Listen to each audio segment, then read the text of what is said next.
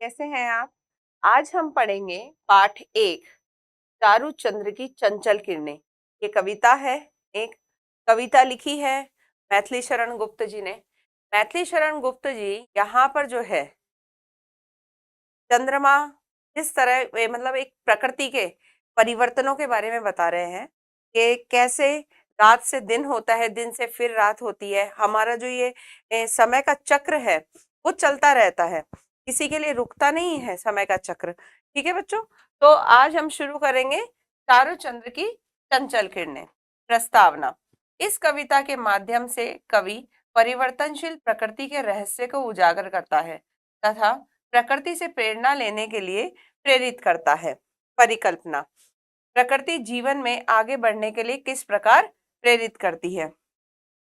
कविता में जो है हमें प्रकृति के जो परिवर्तनशील होने की है ना रहस्य के बारे में बताया गया है और प्रकृति से हमें क्या प्रेरणा मिलती है। आप देखिए कि रात होती है, रात से फिर दिन होता है, फिर शाम होती है, तो ये जो चक्र है वो चलता रहता है ना।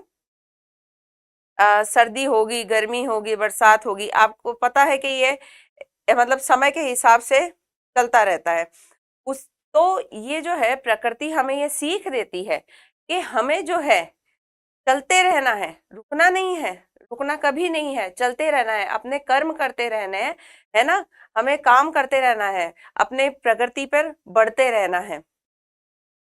उद्देश्य प्राकृतिक घटनाओं के माध्यम से निरंतर गतिशील बने रहने की सीख प्रदान करना तथा जीवन की परिवर्तनशीलता को समझकर आगे बढ़ना। कि जिस तरह प्रकृति ही जब नहीं थमती है तो हमारा जीवन क्यों थमे, है ना। हमें अपने काम करते रहना है, एक सीख लेनी है हमें प्रकृति से। ठीक है ना। तो अब हम शुरू करते हैं आज की कविता चारूचंद्र की चंचल किरणें। चारूचंद्र की चंचल किरणें खेल रही है जलथल में। चारूचंद्र, चारूचंद्र का अर्थ होता है सुंदर चांद। ये जो चांद की चंचल किरणें हैं, है ना, खेल रही है जलथल में। ये चारूचंद्र की सुंदर चांद है, उसकी किरणें हैं वो पानी में और थल में। जल थल का मतलब आपको पता है, पानी और जो थल है वो धरा। कि उसकी जो सुंदर किरणें हैं वो खेल रही हैं एक प्रकार से जल और थल में। स्वच्छ चांदनी बटी हुई है अवनी और अंबर में। तो स्वच्छ का अर्थ होता है एकदम साफ, है ना। स्वच्छ का अर्थ है साफ चांदनी, है ना। कि कोई चांद जो है अपनी चांदनी बिखेरने में कभी कोई भेदभाव नहीं करता है। एकदम साफ चांदनी, एकदम निर्मल चांदनी, है ना, वो सब जगह बराबर से डालता है, कोई भेदभाव नहीं है। अवनी और अंबर तल में। अवनी, अवनी का अर्थ होता है धरती, अंबर आकाश, है ना। तो जो चार साफ चांद की जो है मैथिली कह रहे हैं कि पंचवटी के अंदर उत्तर चांद की जो चंचल किरणें हैं, है ना, वो इस प्रकार खेल रही है, जल और थल में खेल रही है ना। उसकी जो साफ किरणें हैं वो चारों तरफ बिखरी है ना। धरती पर भी समान है और आकाश में भी एक समान सी है। पुलक प्रकट करती है धरती हरित तृणों के की नोकों पे। तो पुलक का अर्थ होता है प्रसन्नता, खुशी, है ना। खुशी प्रकट करती है कि धरती जो है अपनी खुशी प्रकट करती है हरित तृणों के नोकों से। तृण होता है घास, है ना, घास जो छोटी छोटी घास उग जाती है ना। तो धरती जो है अपनी प्रसन्नता प्रकट करती है हरी घास के, छोटे जो हरे घास के नोक होती है ना वहां से। मानो झूम रहे हैं तरु भी मंद हवा पवन के झोंकों से। तरु, तरु का अर्थ होता है पेड़, पेड़ या वृक्ष। तो जो पेड़ है वो झूम रहे हैं, हल्के हल्के, आपने देखा होता है ना, हल्की हवा चलती है, पेड़ की पत्ती टहनियां हिलती रहती है। तो उसी प्रकार ये प्रसन्नता धरती प्रकट करती है जब उसके ऊपर छोटी छोटी घास के घास खिल जाती है छोटी छोटी घास खिल जाती है ना।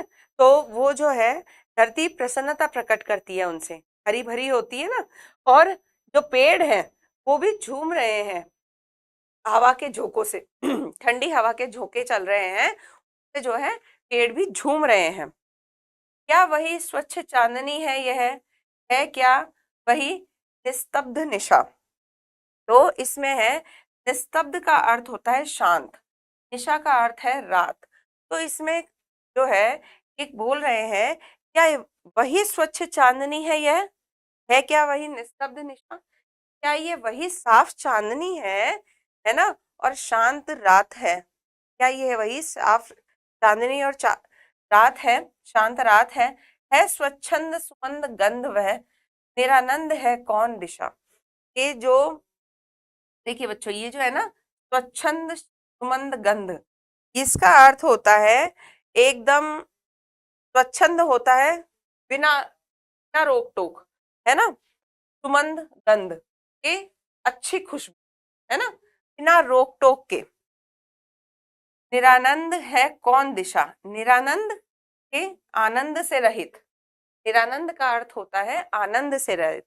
यहाँ पे मैथिली शरण गुप्त जी कह रहे हैं कि ये जो स्वच्छ चांदनी, जो चांद अपनी चांदनी बिखेरता है ना, तो ये जो स्वच्छ चांदनी है, क्या ये वही है साफ चांदनी है ना, क्या वही निस्तब्ध निशा, ये वही शांत, है ना, निस्तब्ध निशा, शांत रात्रि है, स्वच्छंद सुमंद गंध है। ये चारों तरफ जो है, ये जो एकदम आजाद भरी हुई महकती है ना, जब एक चांदनी रात होती है तो क्या होता है कि चांद से किरणें निकलती है, चांदनी बिखेर रहा होता है, सब जगह समान है ना, एक जो खुशबू है ना, तो चारों तरफ स्वच्छंद घूम रही है ना। ये उससे कौन सी दिशा निरानंद है, कोई सी दिशा निरानंद नहीं, है ना। कोई सी भी दिशा को उसने बिना आनंद के छोड़ा नहीं है, चारों तरफ वही घूम रही है एकदम खुश महकती हुई। बंद नहीं अब भी चलते हैं नियति नटी के कार्यकलाप, कि कुछ भी हो जाए, है ना, लेकिन जो नियति के नटी यानी कि जो भाग्य की समय भाग्य है, के कार्यकलाप, उसके काम वही चलते हैं, है ना। नियति नटी होती है भाग्य, है ना, नटखट भाग्य, जो भाग्य के कार्यकलाप है, हमारे नियति के कार्यकलाप है, वो कभी किसी के लिए रुकते नहीं है, वो बंद नहीं है, वो चलते रहते हैं। पर कितने एकांत भाव से, कितने शांत और चुपचाप, ये जो हमारे भाग्य के कार्यकलाप हैं वो इतने शांत और एकदम चुपचाप से चलते रहते हैं, समय चलता रहता है, को पता ही नहीं लगता है, किसी को पता लगने ही नहीं देते हैं। समय कभी किसी को खटखटाता नहीं है ना, कि मैं अब आगे चल रहा हूँ, अब दूसरा पहर होगा, अब दिन होगी, अब नहीं, वो अपने आप समय का जो चक्र है वो अपने आप चलता रहता है। भाग्य का चक्र अपने आप चलता रहता है, वो रुकेगा नहीं किसी के लिए। है बिखेर देती वसुधरा मोती सबके सोने पर, रवि बटोर लेता है उनको सदा सवेरा होने पर। वसुधरा का अर्थ होता है धरती, है ना। ये है बिखेर देती वसुधरा पर मोती सबके सोने पर, ये जो है ना, इसमें मोती जो है वो तारों के लिए बोला गया है ना। ये सबके सोने पर जो है ना, धरती के ऊपर जो है, देखिए तारे टिमटिमाने लग जाते हैं मोती के समान। तो जो प्रकृति है वो क्या करती है, ये धरती के, है ना, मोती बिखेर देती है धरती पर, है ना।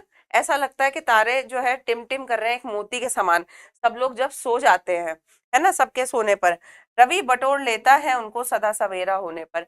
रवि, रवि होता है सूरज, ये सूरज जो है उन्हें बटोर लेता है ना, सदा सवेरा होने पर।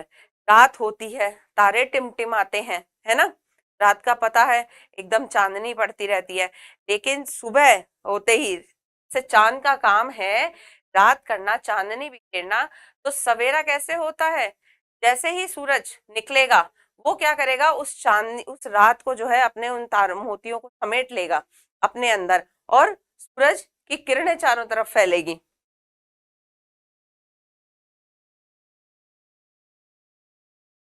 और विराम दायनी अपनी संध्या को दे जाता है शाम तनु से उसका नया रूप छलकाता है ना।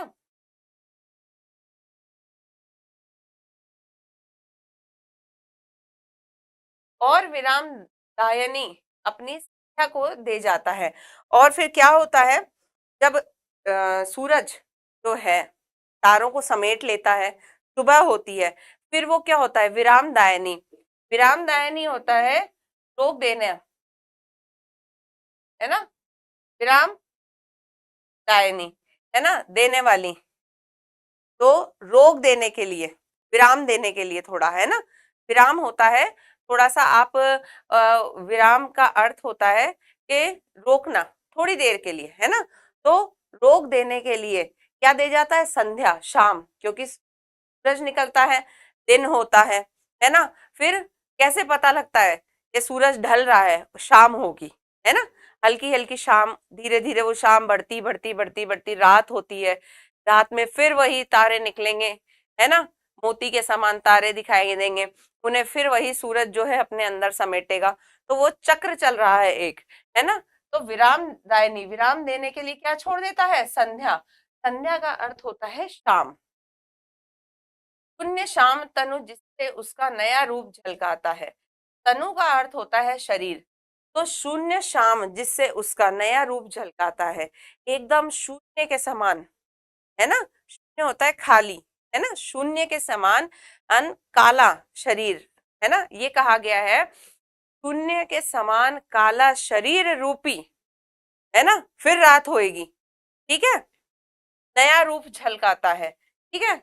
वो जो शाम है वो धीरे धीरे धीरे धीरे बढ़ती बढ़ती एकदम काली होकर के, काला स्वरूप लेकर के फिर अपने नए रूप पर आएगी, है ना, कि शाम, हल्की हल्की शाम होती होती वो एकदम काली रात होएगी, फिर वो काली रात जो है वो सवेरा होएगी। तो ये जो चक्र है ये चलता रहता है। इसके रचयिता है मैथिली शरण गुप्त जी। अब मैं आपको इसका सार बता देती हूँ। इसमें मैथिली शरण गुप्त जी कह रहे हैं चांद को, है ना, चांद के जो बारे में ये कह रहे हैं, चांद की चांदनी, है ना, कि पंचवटी में चांद की जो चांदनी है ना, वो एकदम चंचल किरणें बिखेर देती है उसकी, है ना, वो किसी के लिए भेदभाव नहीं करती है, ठीक है, वो एकदम सबके लिए बराबर सी शीतल, एकदम स्वच्छ साफ, है ना, हर जगह फिरती है, ठीक है, सबको आनंद देती है, कोई ऐसा कोना नहीं है जो कि बिना आनंद के है ना। और फिर क्या होता है कि भाग्य का जो ये चक्र है, नियति ने जो लिख रखा है वो चलता रहता है ना, रुकता नहीं है किसी के लिए, प्रकृति भी नहीं रुकती है, ठीक है। और जो चांद है वो अपनी चांदनी बिखेरता है सब जगह, तारे टिमटिमाते हैं इस धरती पर, है ना। और वो जो जब वो तारे टिमटिमाते हैं तो नया सवेरा होता है ना, फिर वो सवेरा जो है वो शाम के रूप में आता है और फिर वही काले शरीर के रूप में हमें रात देता है, ठीक है बच्चों।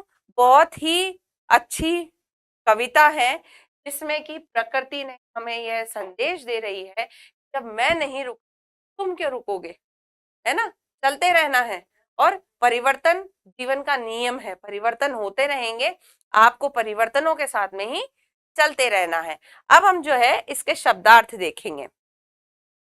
चारु सुंदर, स्वच्छ साफ या निर्मल, अंबर आकाश, प्रणो दिन को या घास, मंद निशा रात, निरानंद आनंद से रहित, वसुधरा धरती, संध्या शाम, चंद्र चांद, अवनी धरती, पुलक प्रसन्नता, तरु पेड़, निस्तब्ध शांत, गंध खुशबू, नियति नटी, भाग्य लेख, दायिनी देने वाली, तनु शरीर, ठीक है बच्चों। के शब्दार्थ यहाँ पे होते हैं। हमने इस कविता का पूरा भाव सार है वो समझ लिया है कि हमें जो है प्रकृति के जैसा ही बनना है। अब हम इसके प्रश्न उत्तर देखेंगे।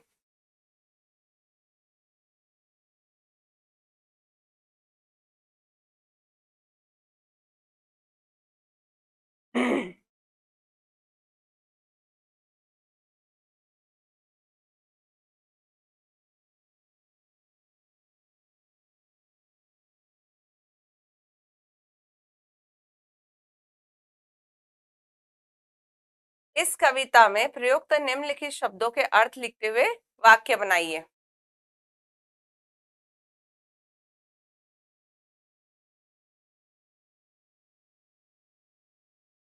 कविता में प्रयुक्त निम्नलिखित शब्दों के अर्थ लिखते हुए वाक्य बनाइए। पहला शब्द हमें दे रखा है चारुचंद्र, है ना। चारुचंद्र का अर्थ है सुंदर चांद।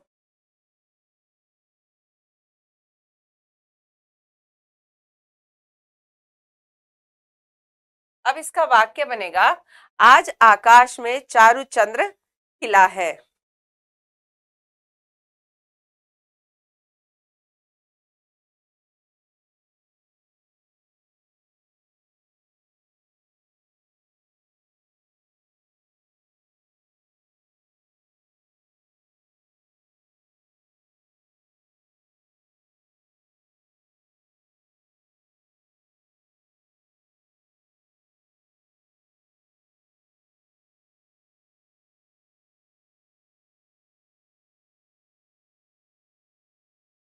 फिर है स्वच्छ चांदनी, तो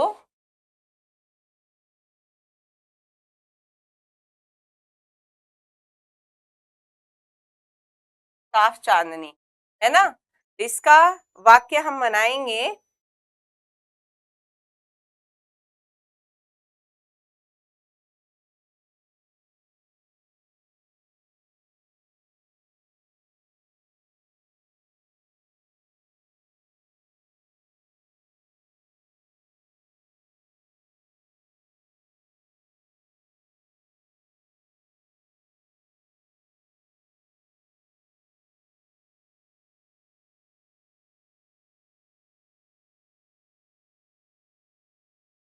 चांद की स्वच्छ चांदनी फैली हुई है। अब है स्वच्छ सुगंध गंध, अच्छी, एकदम अच्छी।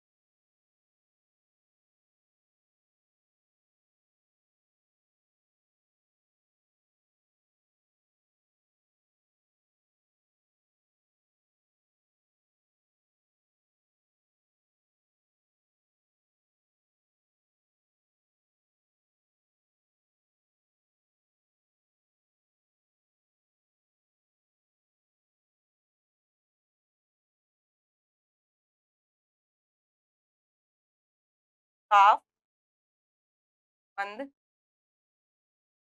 खुशबू। स्वच्छ सुगंध गंध का अर्थ होगा साफ मंद खुशबू।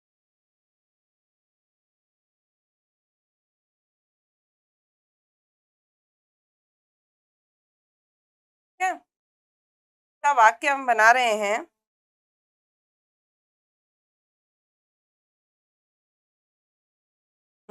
स्वच्छ सुमंद गंध का अर्थ है साफ मंद खुशबू। ठीक है, इसका हम वाक्य बनाएंगे, क्योंकि स्वच्छ सुमंद गंध फैली है।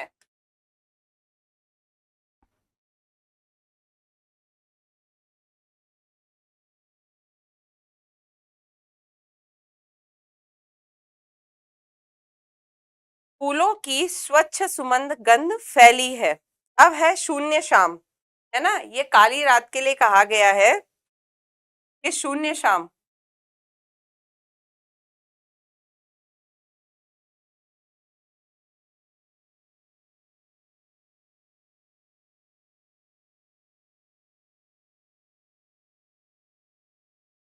तो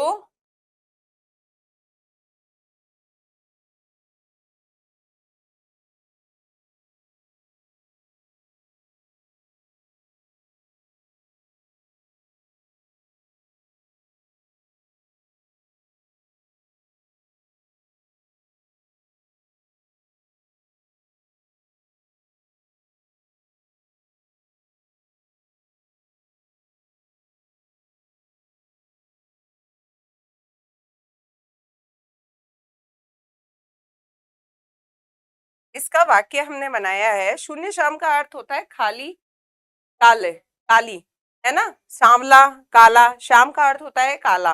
तो उसका हमने बनाया है वाक्य, शाम के बाद शून्य शाम अंधेरा हो गया, है ना, ठीक है ना, कि खाली काली रात हो गई है। ठीक है बच्चों, अब अगला प्रश्न देखते हैं। सही उत्तर पर सही का चिन्ह लगाएं। पहला प्रश्न है, इस कविता के रचयिता कौन है? नागार्जुन, मैथिली शरण गुप्त या यशपाल? तो इस कविता जो हमने पढ़ी है, चारूचंद्र की चंचल किरणें, इसके रचयिता कौन है? मैथिली शरण गुप्त। दूसरा है, जल तथा थल पर क्या खेल रहा है? धूप, बच्चे या चंचल किरणें? क्या खेल रही हैं? चंचल किरणें। तीसरा है, वृक्षों तथा पेड़ों के घूमने का कारण कौन बन रहा है? बादल, पवन या जलधारा? तो पवन जब चलती है तो पेड़ जो है ऐसे घूमते हैं, तो क्या है इसका उत्तर? पवन। नियति नटी के कार्य कैसे चल रहे हैं?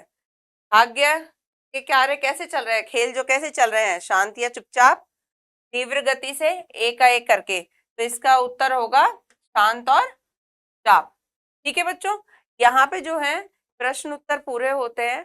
हमने जो ये कविता पढ़ी है, इसमें मैथिली शरण गुप्त ने हमें यह बताया है कि प्रकृति में परिवर्तन होता है ना, बिल्कुल चलता रहता है, वो एकदम चुपचाप चलती रहेगी वो, है ना। उससे हमें सीख लेकर के, है ना, अपने जीवन को हमें परिवर्तनशील बनाना है, हमें भी चलते रहना है प्रकृति की सीख लेकर के, बिना रुके बिना थमे हमें कार्य करते रहने हैं, है ना, परिवर्तन होते रहना है। ठीक है बच्चों, यहाँ पे ये पाठ हमारा पूरा होता है। अब हम आपसे मिलेंगे अगले पाठ पर।